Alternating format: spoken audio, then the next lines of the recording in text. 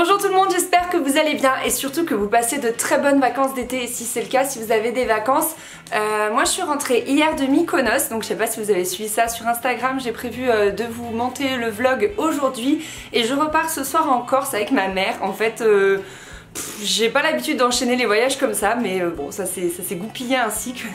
Voilà, donc j'enchaîne un petit peu, mais aujourd'hui j'avais envie de vous donner 5 idées de lecture pour cet été, à lire sur la plage, ou alors si au contraire vous ne faites rien cet été, que vous vous ennuyez, que vous avez besoin un petit peu voilà, de vous évader, d'alimenter votre imagination, etc. Donc voici les 5, oui il n'y en a que 4, en fait je ne retrouve pas le 5e. Voici les 5 livres dont j'ai envie de vous parler. J'ai envie de commencer tout de suite avec La Tresse de Laetitia Colombani.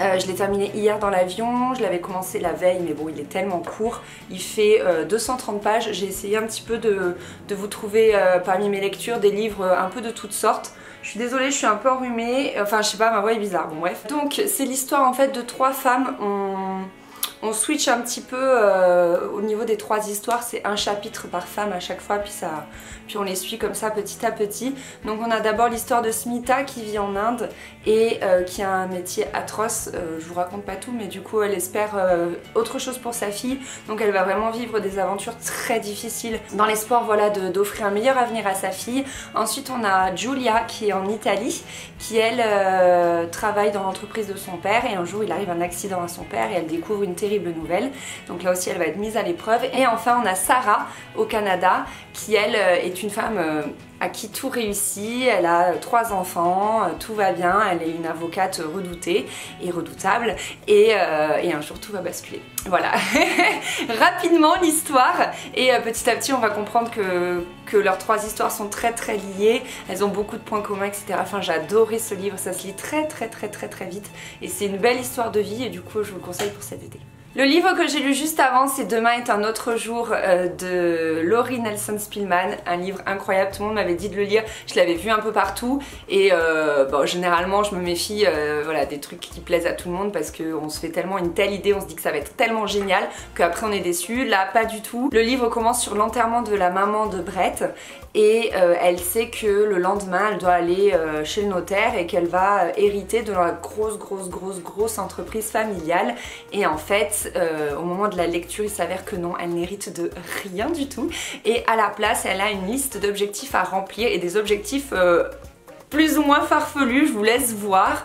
Et du coup moi j'ai adoré, ça se lit mais d'une traite, je l'ai dévoré, je voulais plus m'arrêter, c'était trop bien, franchement c'est bien écrit, c'est assez fluide, c'est la lecture facile de l'été, c'est la lecture qui met de bonne humeur, c'est la lecture qui nous fait un petit peu réfléchir quand même sur nos propres objectifs, sur notre avancée dans la vie, etc.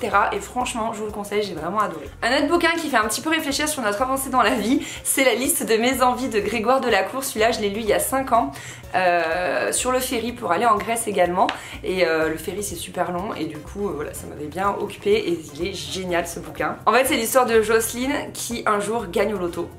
Elle gagne une somme incroyable et du coup elle commence à dresser toute la liste de ses envies, tout ce qu'elle a envie d'acheter et vous vous en doutez quel va être le sujet un petit peu du livre, hein, c'est de savoir si réellement l'argent fait le bonheur et j'ai adoré ce bouquin. Franchement pareil, il se lit très vite, il fait 182 pages et du coup c'est une bonne petite lecture qui nous accompagne comme ça pour l'été, j'ai vraiment adoré. Avant de commencer ce livre, là Demain est un autre jour, je vous en ai parlé dans mes favoris, dans tous mes favoris de juin et de mai parce que j'avais du mal à le lire. Je vous ai parlé des derniers jours de nos pères de Joël Dicker, donc moi Joël Dicker de toute façon c'est un auteur que je vous conseille vraiment pour cet été. J'aime tous ses bouquins, enfin tous ceux que j'ai lus. Pour le moment je les ai pas tous lus mais voilà. La vérité sur l'affaire Harry Kéber et le livre des bâtiments morts, j'ai adoré. Et ça, c'est vraiment un style très différent. Ça parle de la guerre, mais pas que. Ça parle surtout des agents britanniques infiltrés qui ont permis un petit peu de faire avancer la guerre. Et apparemment, d'après ce qu'ils disent, c'est un sujet qui est pas trop abordé dans la littérature ou même en histoire. C'est le SOE, ça s'appelle. C'est un organisme qui était plutôt pas connu, mal connu, inconnu. et du coup, ça fait un peu le jour sur ça. Et j'aime beaucoup parce que ça parle de stratégie, ça parle d'espionnage, ça parle d'entraînement, etc. C'est assez intéressant. Puis encore une fois, c'est une très belle leçon de vie. C'est vraiment un beau bouquin qui m'a beaucoup émue. Autant j'ai eu du mal à rentrer dans la lecture au début, autant au final, voilà, j'ai adoré. Et enfin, dernier roman donc, que je n'ai pas entre les mains parce que je ne sais pas où il est dans cette maison, c'est Rien ne va plus de Douglas Kennedy. Pareil, Douglas Kennedy c'est vraiment un auteur que je vous conseille pour l'été, moi j'aime beaucoup. Je trouve que c'est une littérature très fluide et c'est des sujets assez intéressants. Le livre le plus connu de lui c'est L'homme qui voulait vivre sa vie, qui a été adapté au cinéma avec Romain Duris. Et du coup j'en ai lu plusieurs de lui et Rien ne va plus, je l'aime beaucoup parce qu'il change un petit peu, enfin je sais pas s'il change mais ça aborde un petit peu le monde du cinéma. Donc c'est un homme en fait qui a une petite vie un peu naze. Voilà, c'est un auteur raté en fait, il rêve d'écrire de grands films mais il vit un peu au crochet de sa femme et un jour, bim bam boum, tout se goupille, il réussit dans la vie et là il va mener la grande vie, il va larguer sa femme, il va se trouver une belle femme de cinéma de ce milieu-là, il va côtoyer les plus grands, enfin bref, il va mener la grande vie, il aura enfin tout ce dont il rêvait. Et bien évidemment, une fois qu'il sera arrivé au climax de sa carrière, et ben il va chuter et là, encore une fois, ça va nous donner un petit peu des leçons de vie, c'est assez intéressant, moi j'aime beaucoup, ça s'emballe, etc. Enfin ça se lit, on est là, on a envie de savoir la suite, on comprend pas, on a envie voilà, de lire, et j'ai vraiment trop adoré cette lecture, donc voilà, je vous la conseille.